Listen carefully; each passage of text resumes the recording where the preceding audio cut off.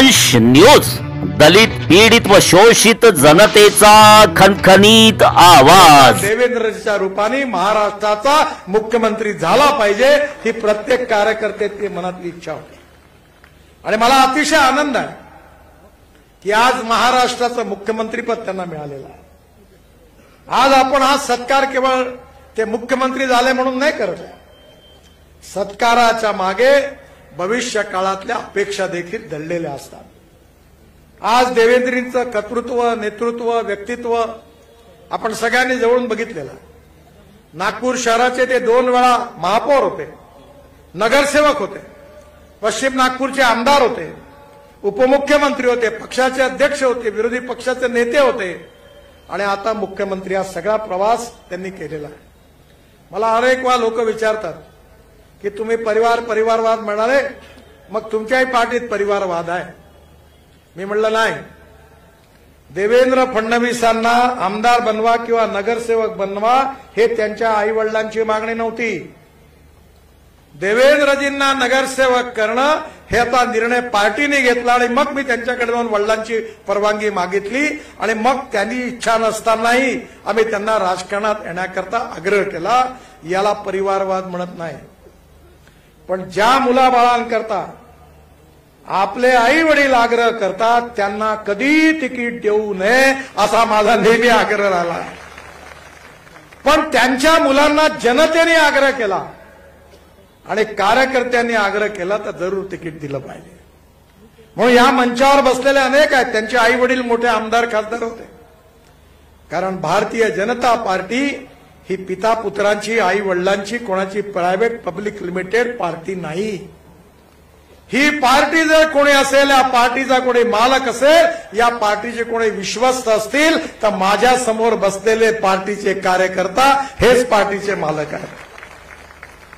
आणि म्हणून या पक्षाच्या परंपरेतून एक कार्यकर्ता म्हणून आपल्या सगळ्यांना याचा आनंद झालेला आहे आणि मला विश्वास आहे की देवेंद्रजींचं कर्तृत्व महाराष्ट्राचं भविष्य बदलवल्याशिवाय राहणार नाही। हा महाराष्ट्र छत्रपती शिवाजी महाराजांचा महाराष्ट्र आहे।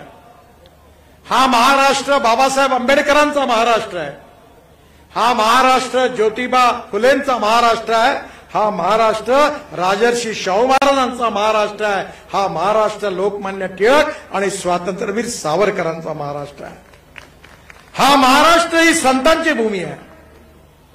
ज्ञानेश्वर महाराज असतील, तुकाराम महाराज असतील, गजानन महाराज असतील, तुकडोजी महाराज असतील, गाडगे महाराज असतील, प्रत्येक महाराष्ट्राच्या संतांनी या महाराष्ट्राला एक संस्कृती दिलेली आहे। आणि म्हणून जात, पंथ, धर्म, भाषा, सेक्स याच्या वरती उठून या महाराष्ट्राचा विकास करण्याचं आव्हान हे देवेंद्रजींनी स्वीकारलेलं आहे। अनेक वेळा अनेक दबाव येतात राजकारणामध्ये, कधी विकास होतो, कधी दिवस चांगले असतात, कधी वाईट असतात। देवेंद्रजींचं आणि बावनकुळेंचं भाषण अतिशय भावनाप्रधान होतं, त्यांना सगळं आठवणं संवेदनशील मनाचं लक्षण आहे।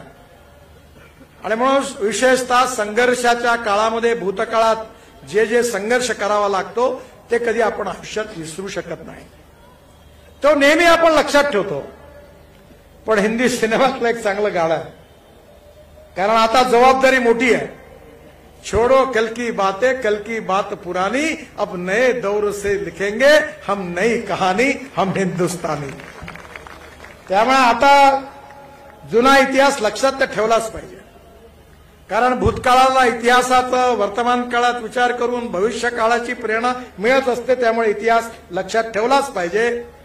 पण आता इतिहास घडवायचा इतिहास आहे, भविष्याचा इतिहास घडवायचा आहे। या महाराष्ट्रातला शेतकरी, शेतमजूर, दलित, आदिवासी याचं जीवन सुसह्य कसं होईल, हा फुले, आंबेडकर, शाहू महाराजांचा महाराष्ट्र हा जातीयवादापासून, सांप्रदायिकतेपासून मुक्त कसा होईल, तरुण मुलाच्या हाताला रोजगार कसा मिळेल, शेतकऱ्याचं जीवन कसं सुसह्य होईल याचा विचार करण्याचं आव्हान आता आपल्या सरकार समोर आणि देवेंद्रजी समोर आहे। आमचा व्हिडिओ जास्तीत जास्त लाईक करा, शेअर करा आणि आमचे YouTube चॅनल सबस्क्राईब करा। धन्यवाद।